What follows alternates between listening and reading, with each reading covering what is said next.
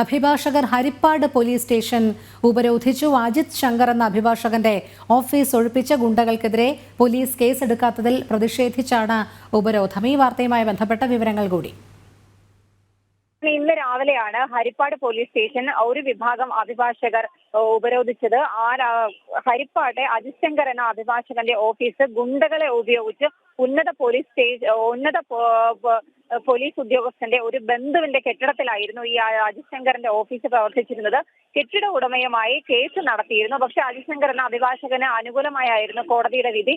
ഇതൊന്നും പരിഗണിക്കാതെയാണ് കഴിഞ്ഞ ദിവസം ഗുണ്ടകളെ ഉപയോഗിച്ച് അജിത് ശങ്കറിന്റെ ഓഫീസ് ബലമായി ഒഴിപ്പിച്ചത്. തുടർന്ന് പരാതി നൽകിയിട്ടും ഈ ഗുണ്ടകളെ പോലീസ് പിടികൂടിയിട്ടും ഉന്നത പോലീസ് ഉദ്യോഗസ്ഥന്റെ സ്വാധീനം കാരണം ഗുണ്ടകളെ വെറുതെ വിടുകയും ഒരു FIR പോലും രജിസ്റ്റർ ചെയ്യാൻ ഹരിപ്പാട് പോലീസ് തയ്യാറായില്ല എന്നും ആരോപിച്ചായിരുന്നു ഹരിപ്പാട് പോലീസ് സ്റ്റേഷനിലേക്ക് അഭിഭാഷകർ ഉപരോധം നടത്തിയത്. തുടർന്ന് അഭിഭാഷകരുടെ ആ ഒരു പ്രകടനവും എതിർപ്പും ഒക്കെ ശക്തമായതോടുകൂടി തന്നെ ഈ പ്രതികൾക്കെതിരെ കേസെടുക്കാൻ പോലീസ് തയ്യാറായി. രോഹിണി.